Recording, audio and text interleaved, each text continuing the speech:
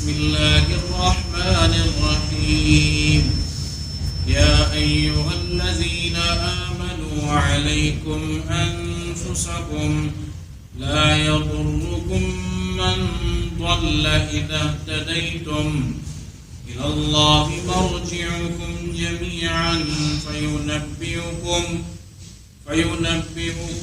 بما كنتم تعملون صدق الله العظيم. میرے عزیز دوستوں، بزرگوں، بھائیوں، پچھلے جمعہ مبارکہ میں بت پرستی کا بیان آپ کے سامنے آیا تھا کہ کس طرح نت نئے اندازوں میں بت پرستی کی جاتی تھی اور پھر اس کے اثرات آہستہ آہستہ نئی نسل میں کیسے آنے لگے اور گمراہی کیسے پھیلنے لگی. تو اس دفعہ جو آگے آیت ہے اس میں اللہ تبارک و تعالیٰ نے ایمان والوں کو مخاطب کر کے یہ فرمایا ہے کہ اے ایمان والوں، علیکم انفسکم، تم اپنی اصلاح کو، اپنے سدھار کو لازم پکڑ لو. لا یضرکم من ضل اذا اهتدیتم، جب کوئی گمراہ ہوگا تو اس کی گمراہی تمہیں نقصان نہیں پہنچائے گی اگر تم ہدایت یافتہ ہوگے.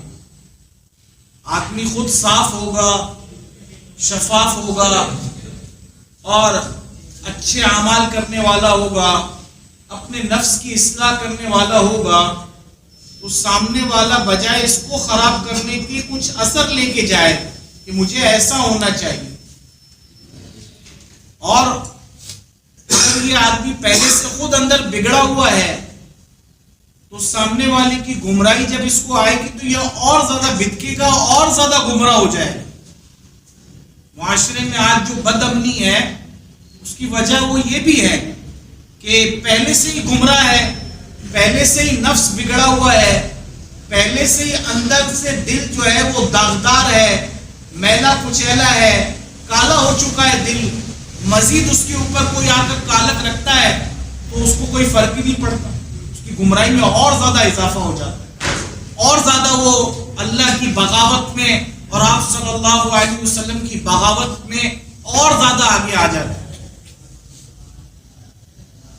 میرے دوستوں بزرگوں، اس کے لیے اللہ تبارک و تعالیٰ نے قرآن عظیم میں یہ فرمایا کہ جب اس طرح بت پرستی ہو اور اس طرح جو ہے وہ اللہ کی نافرمانیاں جب ہو رہی ہوں تو تم اپنا دل چھوٹا مت کرو، تم اپنی اصلاح میں لگو اس وقت. اس لیے کہ تمہارا اعتراض کرنا وہ اسے کیا نقصان اور فائدہ دے گا؟ اسے تو اپنی قبر میں جانا ہے اور تمہیں اپنی قبر میں جانا ہے. تم سے اپنے بارے میں سوال ہوگا تو لہذا اس کے خلاف باتیں کر کے تمہیں کیا ملے گا؟ ہاں، اصلاحی اگر کوئی معاملہ ہو تو ایک الگ بات ہے، جیسے یہاں بیٹھ کے ایک بات کی جاتی ہے، سمجھایا جاتا ہے، اصلاح کی کوشش کی جاتی ہے، بگاڑ اور سدھار کو بتایا جاتا ہے، گمراہی اور ہدایت کیا ہے اس کی وضاحت کی جاتی ہے، وہ ایک الگ بات ہے. لیکن صرف اعتراض کرنا اور صرف جو ہے وہ لوگوں پر طعن و تشنیع کرنا، یہ تمہیں کیا فائدہ دے گا؟ اگر بالفرض تمہاری تنقید صحیح بھی ہے اور دوسرے لوگ گمراہ بھی ہیں تو تب بھی تمہیں تو اپنے اعمال کا جواب دینا ہے. اس لیے اپنی فکر کرو، دوسروں پر تنقید کرنے کی فکر چھوڑ دیں. ہماری جو عام مجلسیں ہوتی ہیں نا، یہ اس کے بارے میں ہی ہے کہ کسی کے بارے میں بیٹھ گئے، بازاروں میں بیٹھ گئے، گھر میں بیٹھ گئے، مستورات بیٹھ گئی، تو اب وہ سلسلہ شروع ہے کہ اس نے ایسا کر لیا، اس کو ایسا نہیں کرنا چاہیے تھا، اس نے ایسا کر لیا، اس کو ایسا نہیں کرنا چاہیے تھا، اس کو ایسا کرنا تھا، اس نے کیوں نہیں کیا. تو یہ بلا وجہ کی باتیں ہیں، اس میں کسی قسم کا کوئی فائدہ نہیں ہے. اس کا صرف پلک نکالو، صرف پلک. تو تو میرے دوستوں بزرگوں، اللہ تبارک و تعالیٰ نے فرمایا کہ یہ اپنے اصلاح کی فکر سب سے زیادہ ہونی چاہیے۔ جب اپنی اصلاح کی فکر ہوگی، اپنے اعمال کی درستگی کی طرف ہوگا، آدمی کو اپنے عیب نظر آئیں گے، اور اپنے عیب جب نظر آنا شروع ہو جائیں گے تو آدمی یہی سمجھے گا کہ سب سے زیادہ گندا تو میں خود ہوں، اور آج معاشرے میں جو بگاڑ ہے اس کی ایک بڑی وجہ وہ میں خود ہوں۔ معاشرے میں جو بد امنی ہے، جو عریانیت ہے، جو فحاشی ہے، جو سود کا نظام ہے، اس میں نے ختم کرنے میں کتنی کوشش کی، کچھ بھی نہیں کیا۔ اس وجہ سے آدمی اپنے آپ کو قصوروار، جب ہر شخص اگر اپنے آپ کو قصوروار ٹھہرانا شروع کر دے گا تو معاشرہ خود بخود صحیح ہوتا چلا جائے۔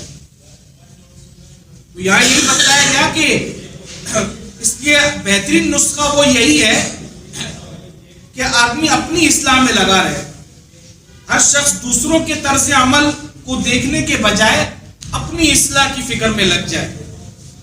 اور پھر آگے اللہ تبارک و تعالیٰ نے فرمایا کہ اِلَى اللَّهِ مَرْجِعُكُمْ جَمِيعًا فَيُنَبِّئُكُم بِمَا كُنتُمْ تَعْمَلُونَ۔